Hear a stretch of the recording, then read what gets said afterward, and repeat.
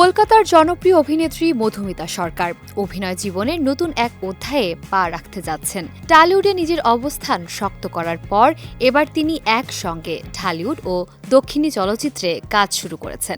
সম্প্রতি পরিচালক এমডি ইকবালের গুলশানের চামেলি সিনেমার মাধ্যমে বাংলাদেশের চলচ্চিত্রে অভিষেকের ঘোষণা আসে তার। এরপর থেকেই দুই বাংলার শোবিজ অঙ্গনে তাকে ঘিরে আলোচনা আরও বেড়েছে।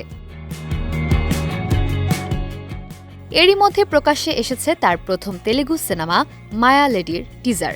সিনেমাটিতে তার বিপরীতে অভিনয় করেছেন বাহুবলী খ্যাত অভিনেতা রাকেশ বারে। প্রশংকর পরিচালিত এই সিনেমাটি রোমান্টিক সাইকোলজিক্যাল থ্রিলার ঘরানার। নির্মাতা জানান, এতে প্রেম, রহস্য, অ্যাকশন এবং মানসিক টানাপোড়েন সবকিছুর সমন্বয় থাকবে। জানা গেছে ২০২৬ সালেই মায়া লেডি প্রেক্ষাগৃহে মুক্তির পরিকল্পনা রয়েছে। টিজার প্রকাশের পর থেকেই দর্শকদের মধ্যে সিনেমাটি নিয়ে আগ্রহ তৈরি হয়েছে। নতুন ভাষার চলচ্চিত্রে মধুমিতার অভিনয় কেমন হবে তা নিয়েও চলছে আলোচনা। ছোট পর্দার জনপ্রিয় ধারাবাহিক বোঝে না সে বোঝে না দিয়ে দর্শক মহলে পরিচিতি পান মধুমিতা সরকার।